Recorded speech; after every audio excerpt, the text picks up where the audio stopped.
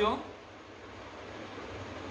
मैं ये जो सोनार माता सलुम्बर का जो मामला चल रहा है उस मामले में अपनी तरफ से कुछ बातें बताना चाह रहा हूं। मैं एक विधायक होने के नाते मैं इस बातों पे नहीं जाना चाह रहा था, लेकिन पूरे आदिवासी इलाकों में जिस तरह से ये पार्टियां भ्रम फैला रही है, ये जो आदिवासी परिवार और बीटीपी के खिलाफ जो माहौल बना रहे हैं, तो लोग भ्रमित हो रहे हैं। लोगों को ये नहीं पता है कि सच क्या है, झूठ क्या है।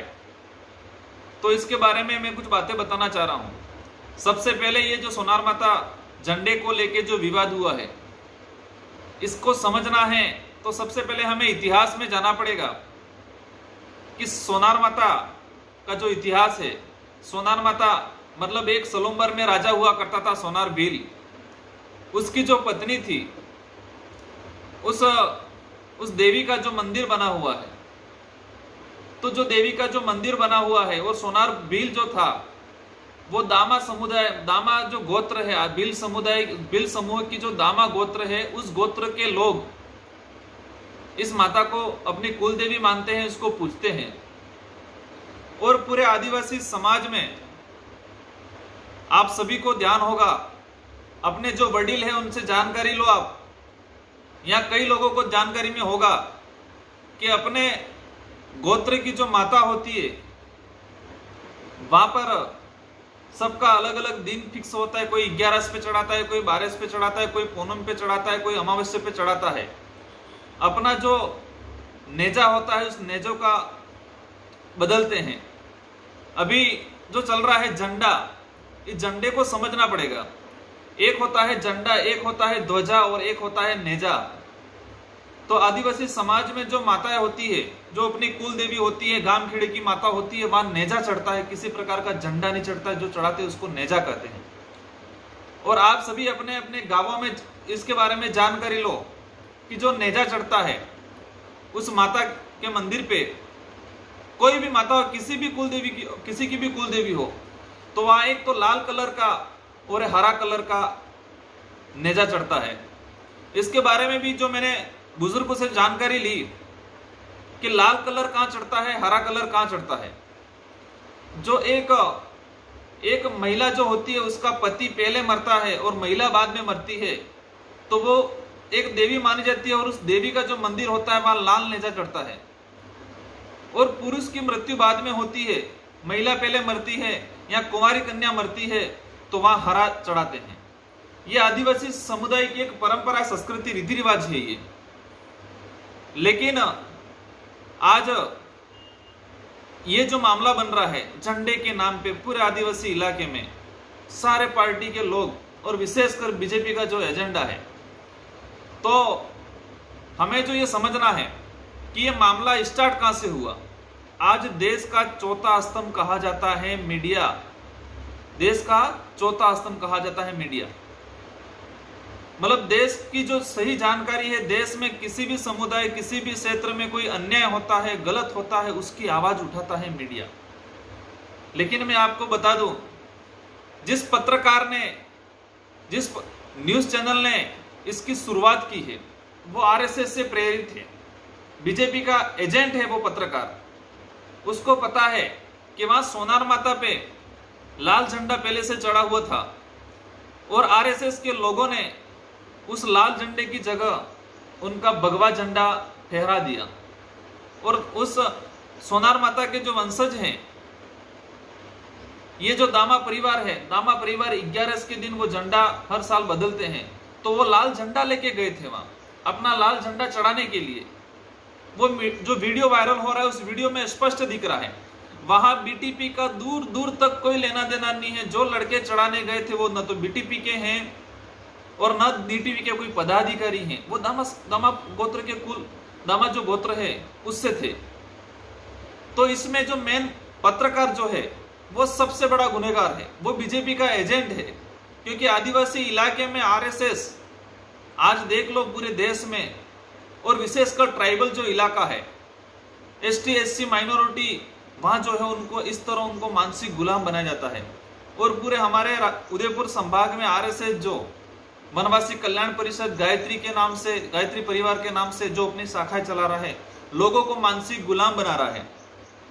तो उनको लगा कि ये बीटीपी एक जो पार्टी है हमारे लिए खतरा पैदा हो रही है, हमारा जो एजेंडा है उस एजेंडे का भंडाफोड़ कर रही है, इसलिए इसमें बीटीपी को इन्वॉल्व किया गया है। जो मामला हुआ है सोनार माता वाला, वो जो मामला है जो मीडिया के सामने आ रहा है, जो हमारे बड़े बड़े दिग्गज नेता जो बोल रहे हैं, जो हमारे मेट कोटवाल हैं, जो हमारे झूठे भगत हैं, जो हमारे भगत हैं, हमारे भक्तों की जो कौम है, हमारे जो भगत हैं उन भक्तों को बदनाम कर रहे हैं कुछ भगत जो आरएसएस के एजेंट हैं।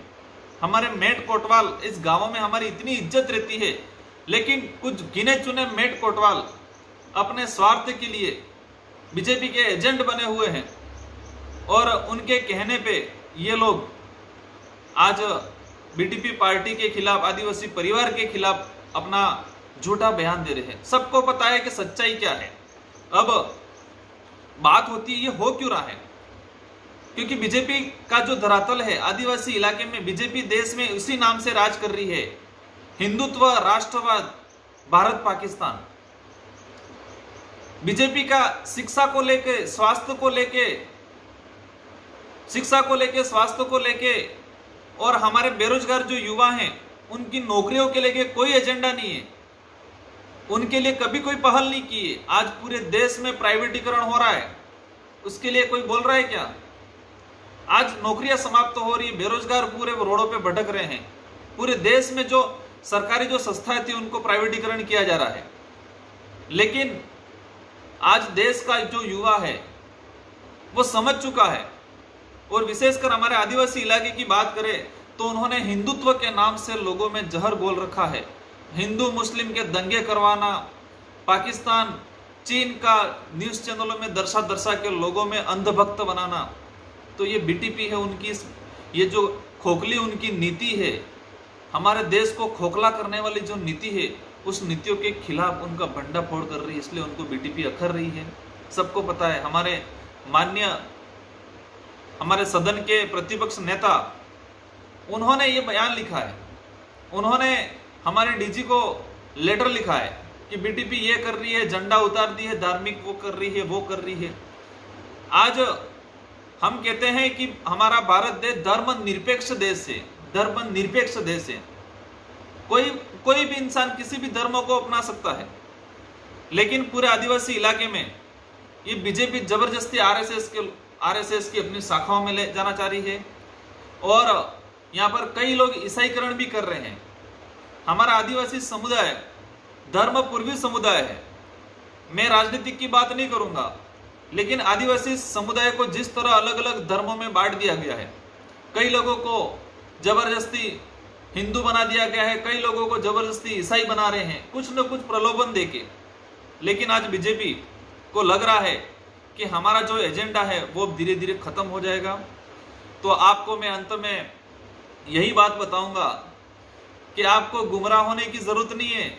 आपको सोचना है कि बीजेपी के इतने बड़े बड़े दिग्गज नेता आज रोडों पे क्यों आ रहे हैं, बीटीपी के खिलाफ क्यों आ रहे हैं। सोनार माता वाला जो झूठा मामला है उसको लेकर अपना चुनावी माहौल क्रिएट कर रहे हैं। अभी आ रहे हैं पंचायती राज चुनाव, उस चुनावों में अपना फायदा लेने के लिए गांवों गांवों से उनके जो दलाल थे उनको रोडों पे निकाल दिया गया है और बीटीपी के खिलाफ पूरे उदयपुर संभाग में ज्ञापन दिला रहे हैं।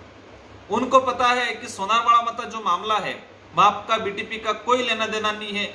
और आपको जब बता रहा हूं, हमने शुरुआत नहीं की थी, आज हम शुरुआत कर रहे हैं कि जो पत्रकार ने फर्स्ट में शुरुआत में जो झूठी न्यूज छापी, बीटीपी का झंडा फहराने की जो बात की, वहां पर लाल झंडा चढ़ता है सोनार माता पे, पहले से चढ़ता आ रहा है और वही लोग चढ़ा रहे थे, उसका बीटीपी का कोई लेना देना नहीं था। जबरदस्ती बीटीपी को बीच में घसीटा जा रहा है। अब उस पत्रकार के खिलाफ भी हम कानूनी कार्रवाई करेंगे। और मैं आम जनता तक ये मैसेज पहुंचाना चाह रहा हूं कि आपको समझना पड़ेगा कि ये बीजेपी के लोग और कुछ कांग्रेस के लोग छोटे छोटे मुद्दे को लेके, झूठे मामले को लेके जबरदस्ती बीटीपी को अंदर डाल के ये कर रहे हैं। तो ये आपको समझना है कि वो बौखला गए हैं, उनको एहसास हो गया है। एक कोई भी बड़ा लीडर या कोई भी संगठन अपनी झूठी बात को एरिया में फैलाता है, जनता के बीच में झूठी बात रखता है, इसका मतलब हमें समझना पड़ेगा कि वो आज तक हमको बेवकूफ बना रहे थे और आज भी वही सोच रहे हैं कि हम जो कहेंगे वो जनता मान लेगी, जनता गुमराह हो जाएगी और हमें चुनाव में बेनिफिट मिल जाएगा।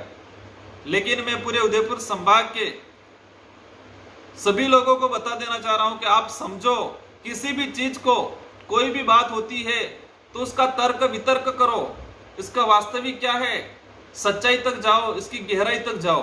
क्योंकि सोनार मतावाड़ा मामला आपके सामने सबसे बड़ा उदाहरण है कि वहां बीटीपी का कोई लेना देना नहीं था, फिर भी ये बीजेपी के लोग, कुछ कांग्रेस के लोग इसको घसीट रहे हैं। तो आपको समझना पड़ेगा कि ये आज तक हमारे लोगों को कितना बड़ा बेवकूफ बना के राज कर रहे थे।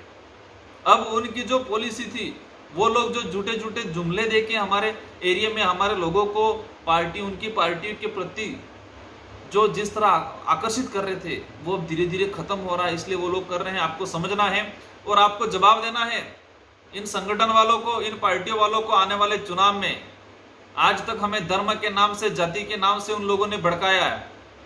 हमेशा बात करते, कुछ भी बात होती है, देश में बेरोजगारी की बात होती है, बात लेके आ जाते हैं चीन में ये कर दिया, पाकिस्तान वालों को हम ऐसे सबक सिखा देंगे। राष्ट्रवाद, हिंदूवाद, इसी बात पे ये लोग आज तक चुनाव लड़ते आए, उसी बात को लेके कर रहे हैं। बेरोजगार भटक रहा है दर दर, एक भूखा प्यासा गरीब आदमी, इसको रहने के, खाने के फाफे पड़ रहे हैं, उसके लिए कोई बात नहीं कर रहे हैं ये लोग। आप लोगों को समझना है, विशेषकर उदयपुर संभाग के जो हमारे भाई बहन हैं, जो वडील हैं, हमें गांवों गांवों में ये जागरण पैदा करना है कि ये जो झूठे झूठे मामले लेकर हमारे आदिवासी समाज को, बीटीपी को जिस तरह बदनाम कर रहे हैं, तो इसके पीछे कारण क्या है। आपको जय जोहार, जय आदिवासी, जय बिल प्रदेश।